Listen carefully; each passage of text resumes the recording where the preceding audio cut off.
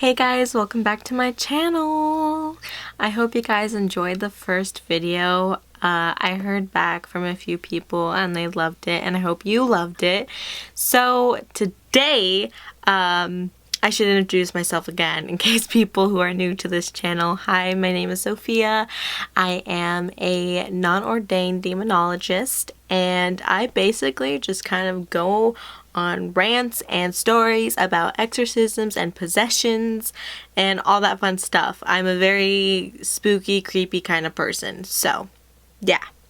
And also to you guys, it's 61 days until Halloween, which actually, no, it'll be, because today is Monday and I'm shooting this on Monday, so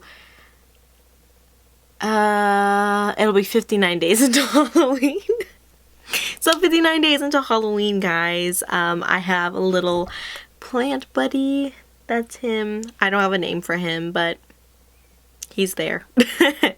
I'm so excited for Halloween, and I actually kind of was just doing my eyeshadow this morning, and I was like, why am I doing it like a rainbow? Because I mean, I feel like I should set the mood a little bit creepier because of the things we're talking about. But I was already like halfway through it, and I was like, I'm not gonna take it off and do it all over again. So yeah, rainbow. I'm gonna try from now on to do it a little bit darker and not as vibrant. I mean, the last time it was pink, so yeah.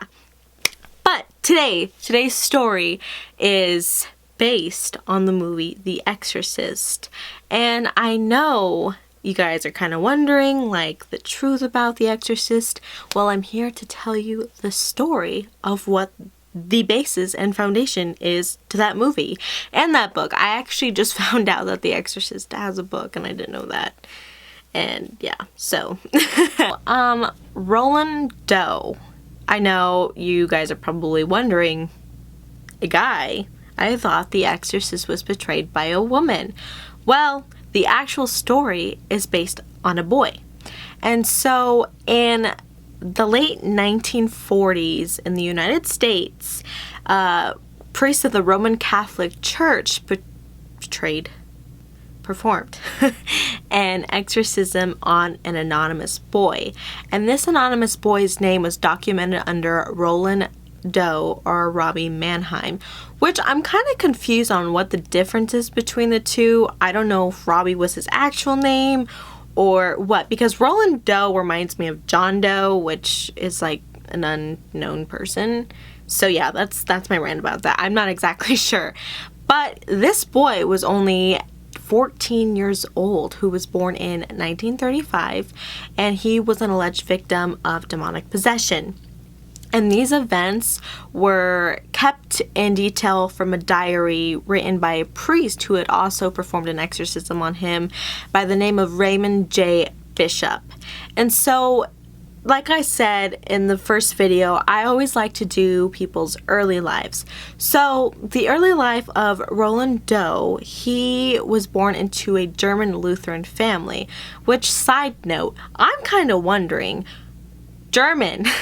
The last video was Annalise Mitchell, who was born in Germany, who was a German woman, and I'm just wondering, like, what's going on? Like, are you Germans okay? I hope you're all good. I hope you guys all don't get possessed. I'm sorry, but I was just kind of like looking into that, and when I was doing my research, I was like, what? And so, I mean, regardless of that, he lived in Cotton City, Maryland, and I also looked into that, and I did not find Cotton City, and I don't know if that was a thing way back when, but Cotton City, Maryland, I'm gonna just say Maryland, maybe it was just a small town, but they later moved to South Africa, which I'm guessing was later, like after the exorcisms and the possessions, because none of this seems to have happened in South Africa. But Roland Doe was an only child, so he kind of looked for, you know, playmates and friends in his family. And he specifically looked at his Aunt Harriet, who was a spiritualist, and introduced him to the Ouija board. And at that point, he was like, ooh, Ouija board. Let's play with this. And so I'm not sure if like they, you know, got something out of the Ouija board that, you know, really enticed him and really introduced him to the whole spiritual world. You know, there's not much behind, you know, the relationship of Aunt Harriet and Roland. So I can't exactly tell you the truth behind that. However, in mid-1949, there was a bunch of news articles that came out that said that there was a possession going on in the city. And like I said, I'm not exactly sure if the city they had put down was an actual city back in the 1940s. However, it's probably a small city in Maryland, so I'm guessing a lot of people were like, who is getting possessed? Like, who's possessed? What is going on? And apparently this like report came from the family's pastor, Pastor Lutheran Miles Schultz. And the first exorcism that happened with Roland, there was 48 people to witness it, 9 of them Jesuits. And a Jesuit is basically just a group of priests, so there was basically just 9 priests there. And the last surviving Jesuit who witnessed the possession goes by the name of Walter H. Hollerin. And I'm sorry, I was making sure that that was right. And it was said that he also was a part of there to perform some of the exorcism as well. And in the beginning, like I said, there was a diary kept that detailed the whole exorcism by Raymond J. Bishop. And I'm sure it wasn't just this exorcism that was in detail. It was basically the whole story, because a majority of where we got our information from was this diary. So basically, it was kind of like the information was unattainable. It wasn't matching up correctly, and a lot of people just thought he suffered from mental illness or suffered from sexual abuse or just kind of was making it all up. And like, I'm no therapist, I'm no, you know, psychologist or any of that, but from people I've heard who have suffered from, you know, abuse in any way or mental illness. I mean, I suffer from mental illness as well. And, you know, people who can't get help, they tend, I wouldn't say act out, but they tend to need to get like attention. They want someone to see what's going on with them. And so, you know, he could have been going through that and he was trying to get someone's attention. However, I'm just confused about why a possession. Like, where in his mind did he get the possession to do? And I'm just, you know, a 14-year-old boy, like, who just comes across saying, okay, I'm gonna act possessed. Anyways, besides all of that, Father Hollerin was also kind of, you know, skeptical about the whole exorcism and his possession and all. And so he was asked in an interview if he could put, you know, some sort of word out there or answer the question if he was truly possessed or not. And Father Hollerin said, and I quote, "No, I can't go on record. I never made an absolute statement about the things because I didn't feel I was qualified." And so all of this was after all of the exorcisms happened. So, I mean, during the whole process, there was people who were skeptical, but it was more so after all of it that people kind of started talking about, is this actually true or not? So the beginning of the exorcisms, it was said after his Aunt Harriet died, the family started, you know, witnessing furniture moving around, vases, or any objects levitating or being thrown across the room. They were hearing noises of all hours of the night and the day, and they said it all happened while Roland was around.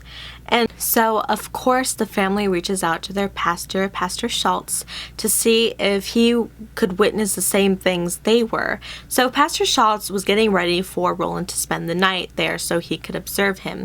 And Pastor Schultz was interested in parapsychology, which I'm gonna, you know, look up the definition so I can give it to you.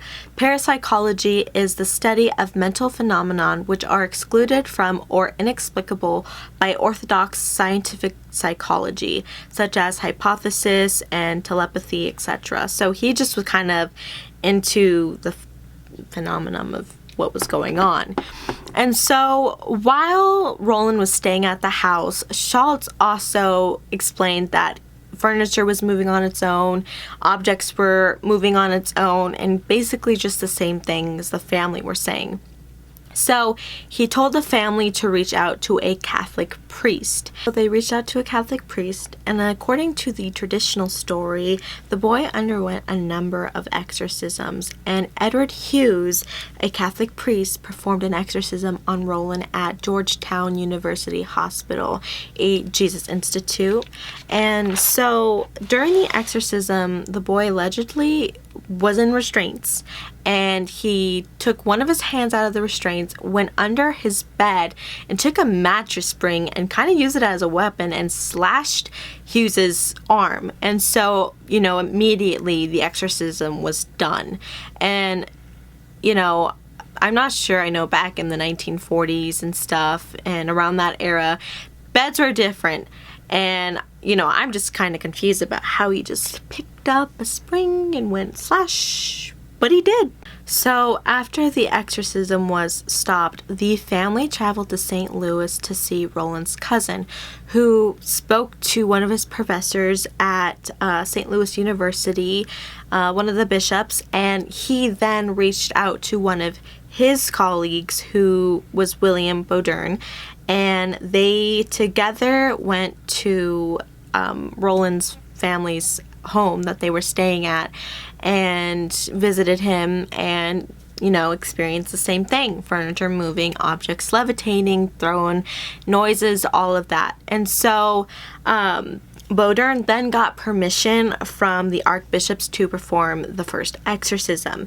And that took place in the Alexian Brothers Hospital in South St. Louis, Missouri. And I'm not exactly sure if I'm saying that right, so don't quote me on it, but the Alexians Hospital. Before the exorcism, Father Hollerin was called to go to the psychiatric wing to help Bowdern, as well as another Jesuit by the name of William Van Roo. And they, all three of them together, performed the exorcism. And during the exorcism, it was said that words such as evil and hell and other various marks were on the boy's body. And it was said also that during the exorcism, the bed began to shake, and in some way it broke Hollerin's nose. And it was said that after the exorcism, Roland was fine. Like, he lived on to live a normal life. And so that's where things start to become tricky. All of a sudden, one of the exorcisms, he's fine.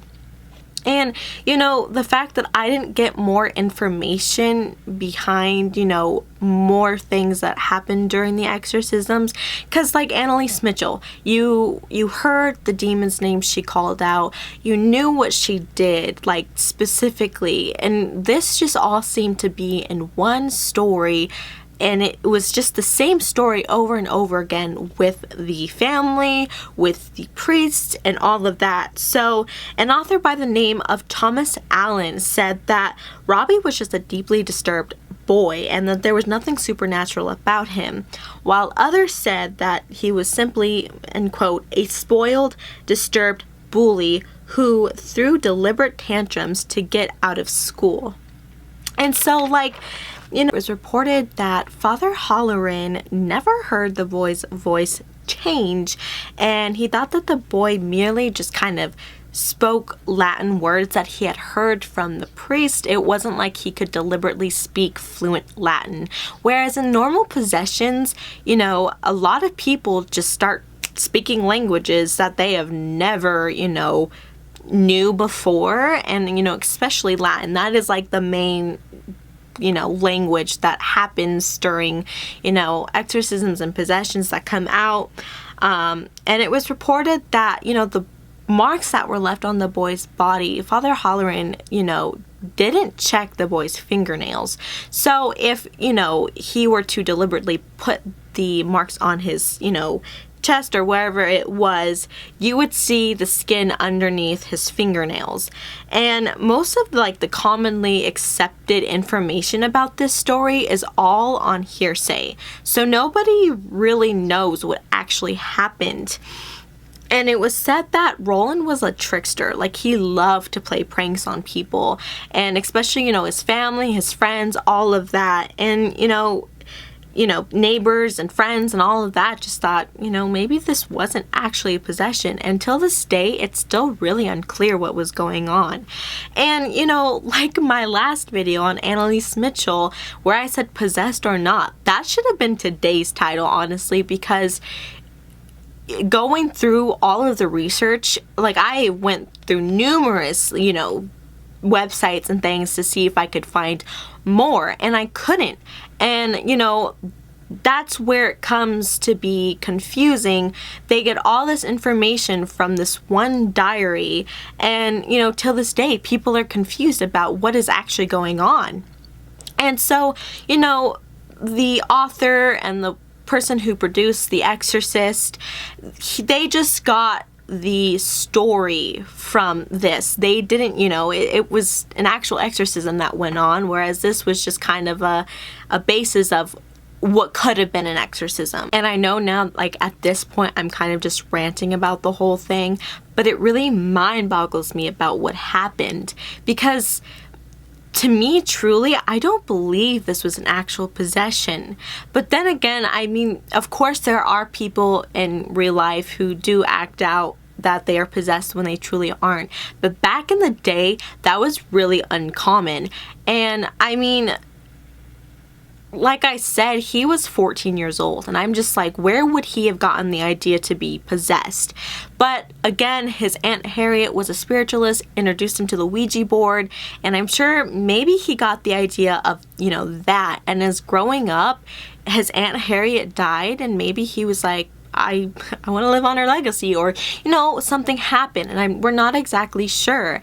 And so, I'm sorry that this wasn't an exact, big possession or exorcism, but I want you guys to know where movies get their foundation, where they get their stories. And I think honestly, I just want to hear what you guys have to say about it, what's on your mind. And I know this video and the last video had movies to kind of back it up and stuff like that, but I think the next video I'm gonna try to find a story that doesn't have a movie on it. I know a lot of them do though, which, I mean, it's great to watch. I love horror movies and exorcism stories and things like that, but I'm like, please give me something that people haven't heard of or seen or anything. But I hope you guys liked this video, and again, I'm sorry that it wasn't an exact possession, but not all of them are going to be. And I hope you guys subscribe and like and comment and turn on those notifications if you can. But I hope you guys have a great day, and also, if you don't mind helping me name my little plant guy. I know he's fake, but that means he lasts forever, right? So please help me with that, and I hope you guys, have a great day, a great week, and I will see you guys later. Bye! We live right next to a school, and I think the fire alarm is going off. I don't even know if the kids are in school right now. I don't know if that's online or what. Okay, it's just stopped right now, but I think they were doing a drill, which is weird. Articles came out saying that there was an alleged possession going on in the small